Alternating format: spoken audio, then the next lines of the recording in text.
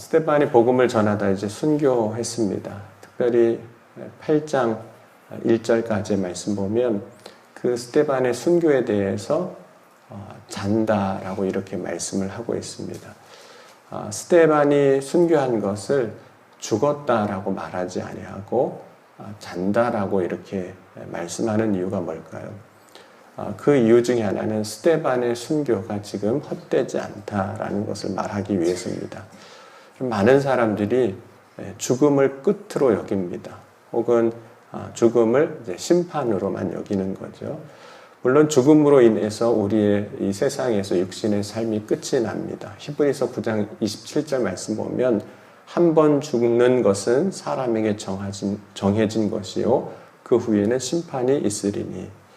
그러나 우리의 삶이 그 육신의 죽음으로 인해서 정말로 끝나는 것은 아닙니다. 예수님께서 죽음 이후에 또 다른 삶이 있음을 거지 나사로와 부자의 이야기를 통해서 말씀을 해주셨거든요. 그럼 만약 죽음 이후에 우리의 인생의 삶에 또 다른 삶이 없다면 회개하라, 천국이 가까이 왔느니라 이런 말씀도 하시지 않으셨을 겁니다. 죽음으로 끝나면 회개할 게 뭐가 있겠습니까? 그냥 죽고 마는 거죠. 그러므로 잔다라고 말씀하고 있는 것은 죽음 이후에 우리의 또 다른 삶이 있음을 말씀하고 있는 겁니다. 이것은 죽음이 가수면 상태라는 것을 말하는 것은 아닙니다. 죽음 이후에 우리의 진짜 생명이 있는 겁니다.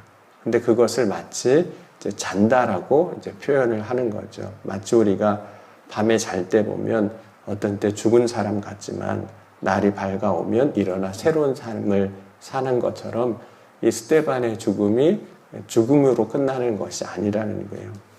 그럼 예수님께서 백부장 야이로의 딸을 향해서도 이렇게 말씀하셨습니다. 이 소녀가 죽은 것이 아니라 잔다. 뿐만 아니라 예수님께서 십자가에 고난당하시고 죽으신 것과 다시 살아난 것에 대해서 고린도전서 15장 20절에 바울은 이렇게 고백했거든요. 이제 그리스도께서 죽은 자 가운데서 다시 살아나사 잠자는 자들의 첫 열매가 되셨도다 라고 선포합니다. 그러니까 스데반이 죽은 것은 실제로 육신은 죽었지만 죽음으로 끝나지 아니하고 하나님 나라에서의 영원한 생명을 가지고 살아갈 것을 말씀하고 있는 겁니다.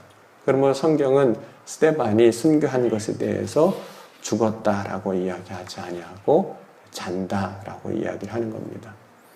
그럼 복음을 전한다는 것은 주님의 일을 하는 거죠. 주님이 기뻐하실 일을 하는 것이고 주님께서 우리에게 맡겨준 사명을 감당하는 겁니다.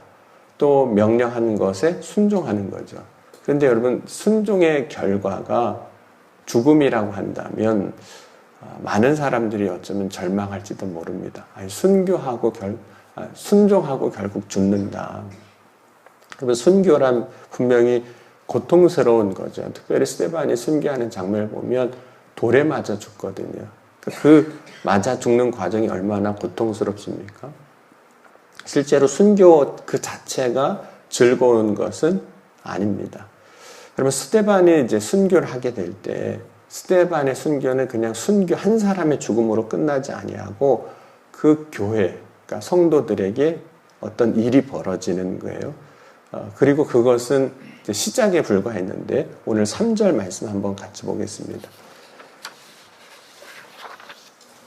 3절 말씀 같이 함께 읽겠습니다. 사울이 교회를 장렬할세 각 집에 들어가 남녀를 끌어다가 목에 넘기니라. 그러니까 스데반의 순교는 정말 이제 교회가 당하는 성도들이 당하는 그 박해와 고난의 시작에 불과했습니다. 유대인들이 특별히 바울이 교회를 잔멸하고 사람들을 잡아서 옥에 가두었습니다. 고난의 강도가 사실은 점점 더 세지고 있는 겁니다. 그러면 스데반이 이제 사도들과 더불어 교회 중요한 7명의 집사로 택함을 받았습니다. 사도들이 안수해서 세웠거든요. 물론 이제 사도들이 안수했지만 그 사도들이 안수했다는 것은 그들이 하나님의 택함을 받은 자다 이런 의미를 갖고 있습니다. 하나님의 택함을 자임에도 불구하고 그들이 능력도 있었고 또 칭찬받는 사람에도 불구하고 죽는 것을 보면서 스데반의 죽음을 보면서 사람들이 두려워할 수밖에 없는 거죠. 왜냐하면 이 스데반에게 죽음을 준 사람, 스데반을 죽인 사람은 사실은 예수님도 십자가에 못 박혀 죽게 한 그 사람들입니다. 그 무리들이에요. 뭐 똑같은 사람이라고 말할 수는 없지만 그 무리들입니다.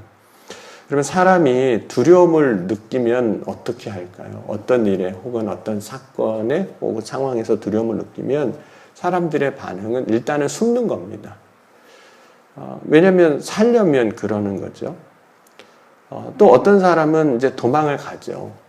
두려움을 주는 어떤 대상 혹은 장소에서부터 멀어져야만 내가 살 것 같으니까 숨거나 도망가려고 하는 겁니다. 그러면 초대교회에는 어떤 일이 벌어졌을까요? 스데반의 순교로 이제 박해가 고난이 막 더 강해지고 세질 때 우리 1절 한번 다시 한번 보겠습니다. 우리 2절부터 읽었는데 1절과 4절을 같이 다시 한번 읽겠습니다. 사울은 그가 죽임 당함을 마땅히 여기더라. 그날에 예루살렘에 있는 교회에 큰 박해가 있어 사도회에는 다 유대와 사마리아 모든 땅으로 흩어지니라. 그리고 4절도 읽겠습니다. 그 흩어진 사람들이 두루 다니며 복음의 말씀을 전할세. 그래서 교회가 흩어지게 되는 거예요. 성도가 흩어지게 되는 겁니다. 여러분 초대교회 성령이 역사하실 때 교회는 어떤 일을 했냐면 모이기에 힘썼습니다. 마가의 다락방에 모여서 힘써 기도했고 또 모여서 떡을 떼며 교제했고 그 가운데 서로 사랑으로 교제하고 나누는 일들을 이제 교회가 했거든요. 그것이 교회의 모습입니다. 모이는 교회예요. 그런데 박해 때문에 흩어지기 시작했습니다. 그럼 흩어지는 모습을 보면서 어떻게 생각할 수 있을까요?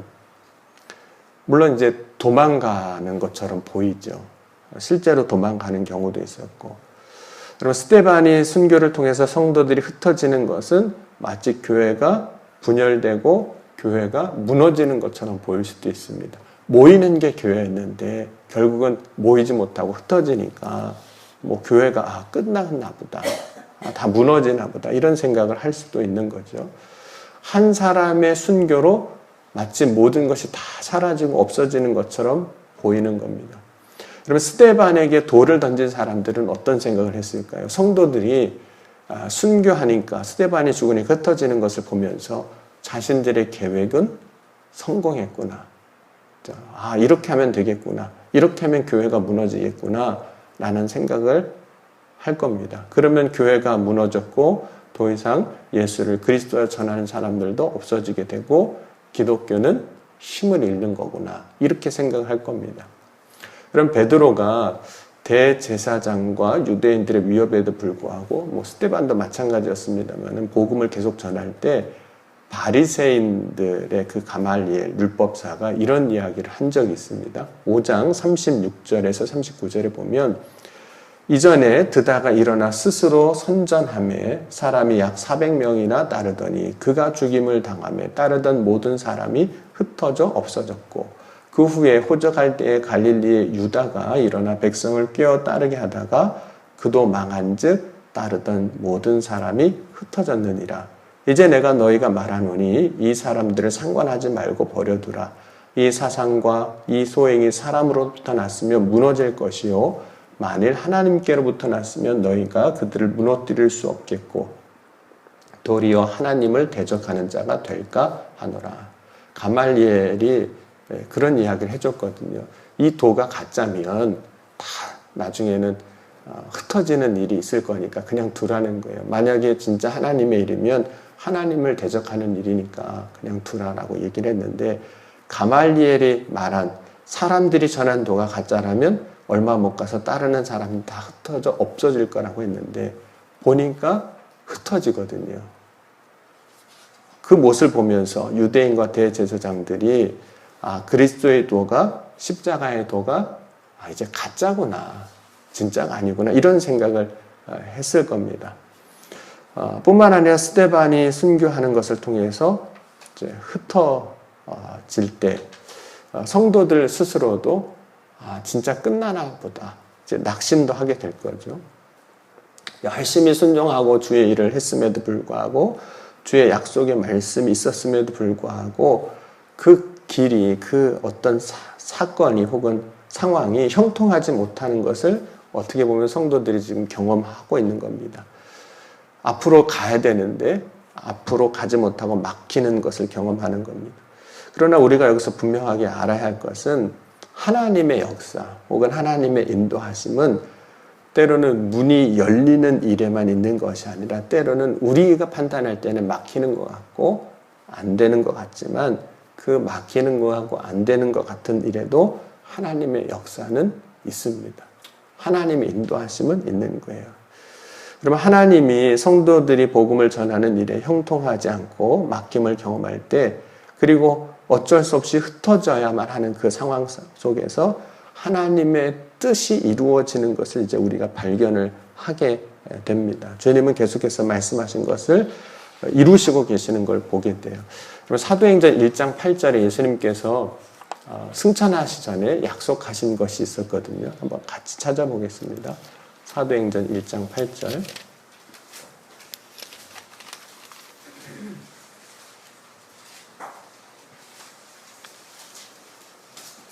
사도행전 2장 8절 같이 읽겠습니다. 오직 성령이 너에게 임하시면 너희가 권능을 받고 예루살렘과 온 유대와 사마리아 땅끝까지 이르러 내 증인이 되리라 하시니라.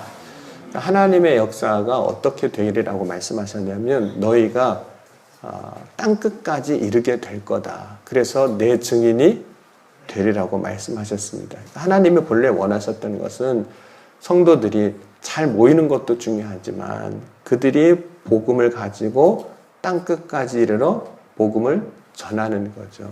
그래서 한 곳에 머물러 있는 건 사실 아니었습니다. 성도들이 예루살렘에서 열심히 복음을 전해야 했지만 동시에 땅끝에도 복음을 전해야 되는 거죠.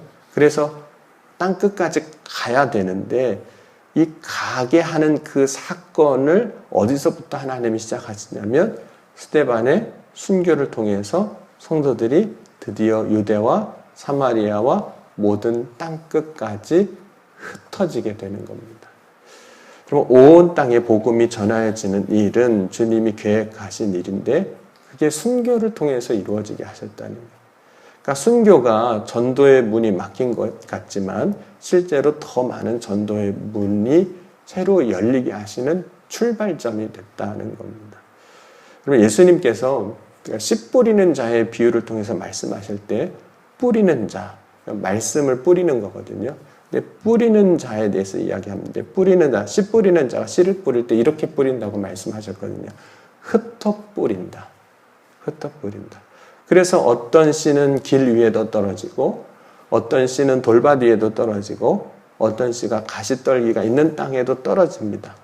그리고 또 어떤 씨는 옥토에도 떨어지죠. 그런데 여러분 모든 땅에 씨가 떨어질 수 있었던 이유가 뭘까요? 물론 이제 뭐 길가나 돌밭이나 가시떨기가 있는 땅에서는 결실이 적을 수밖에 없지만 그러나 그 땅에조차도 씨가 떨어질 수 있는 이유는 뭘까요? 씨를 뿌리는 자가 흩어 뿌렸기 때문에 그렇습니다. 흩어 뿌리지 않으면 여러분 길에 왜 씨를 심겠습니까? 흩어 뿌리지 않으면 돌밭에 왜 가시떨기가 있는 그곳에 씨를 뿌리겠습니까? 흩어 뿌려서 그 땅에도 씨가 뿌려지는 거죠. 그러니까 스데반의 순교로 성도들이 흩어지는 그 사건은 보이는 것으로는 세상에 힘을 가진 사람들이 성도들을 잔멸하고 성도들을 흩어지게 하는 것 같았지만 그래서 전도의 문이 막히는 것 같았지만 실제로 하나님은 보이지 않는 선을 통해서 성도들을 그 복음을 온 땅으로 흩으시는 거예요. 흩어 뿌리고 계시는 거예요. 그래서 그 새로운 전도의 큰 문이 열리게 하시는 겁니다. 이제 그 내용이 이제 사마리아 땅에도 복음이 드디어 전하여지게 되는 빌립을 통해서 그 내용이 이제 오늘 읽었던 4절 이후의 말씀입니다. 그래서 이방 땅에도 그전에는 유대인들이 가지 않았던 그 땅에도 가서 복음이 전하여지고 예수 그리스도를 믿는 많은 결실들이 그 땅에서도 열매를 거두게 되는 겁니다. 그럼 8장 4절에서 6절 말씀 보면 이렇게 말씀합니다. 한번 같이 다시 한번 읽어보겠습니다. 그 흩어진 사람들이 두루 다니며 복음의 말씀을 전하였으되 빌립이 사마리아 성에 내려가 그리스도를 백성에게 전파하니 무리가 빌립의 말도 듣고 행하는 표적도 보고 한 마음으로 그가 하는 말을 따르더라. 그래서 8절의 말씀 보면 그 성에 큰 기쁨이 있었더라. 이렇게 말씀합니다. 여러분, 우리가 겉으로 보는 것과 하나님이 일하시고 역사하시는 것은 다를 때가 참 많습니다. 때로는 하나님이 고난을 통해서도 선하신 뜻을 이루어 가시는 겁니다. 하나님의 일은 결코 사람의 힘과 능력에 의해서 맡기지 않습니다. 하나님의 역사는 결코 쉬지 아니하시고 지금도 일하시는 능력입니다. 여러분, 오늘 이 아침에 저와 여러분도 때로는 우리가 보여지는 일 가운데는 안 되는 것 같고 막히는 것 같고 끝난 것 같지만 하나님은 거기에서부터 다시 하나님의 방법으로 새로운 역사를 시작하심을 믿고 오늘도 승리하는 저와 여러분이 될 수 있기를 주의 이름으로 간절히 축원합니다. 기도하시겠습니다. 시간 예물 드렸습니다. 우리 정성호 장로님, 김미자 원사님 감사 예물, 이경민 집사님 1천 먼저 드렸습니다. 사랑의 주님, 오늘도 예물을 드리고 주님 앞에 나와 예배합니다. 또 세상의 방법과 세상의 능력으로는 우리의 삶이 막힌 것 같고 또 어려운 것 같지만 그 일을 통해서 주님께서 이루시고자 하시는 하나님의 선하신 뜻이 새롭게 시작되게 하시는 줄 믿습니다. 하나님의 보이지 않는 손으로 이 세상의 역사를 주관하시고 이루심을 믿고 오늘도 승리하는 믿음의 삶을 사는 주의 자녀들이 다 되게 하여 주시옵소서. 오늘도 주님께서 우리 가운데 새 힘과 능력과 권능으로 역사하셔서 능히 우리 앞에 펼쳐진 고난과 환난과 시련을 이해하시고 돌파하게 하시고 또 그 안에 기쁨을 찾게 하시고 회복하게 하시는 은혜의 때를 허락하여 주실 줄 믿습니다. 이 새벽에 주님을 바라고 소망할 때 역사하시고 온전케 하여 주시옵소서. 사모함으로 구할 때 응답하시고 하늘문을 여시사 충만한 은혜로 채워 주옵소서. 오늘도 약속하신 성령으로 각 사람 가운데 임하셔서 크고 놀라운 일을 행하여 이루어 주실 것을 믿사오며 사랑이 많으신 우리 주 예수 그리스도의 이름으로 감사하며 간절히 축복하며 기도하옵나이다. 아멘.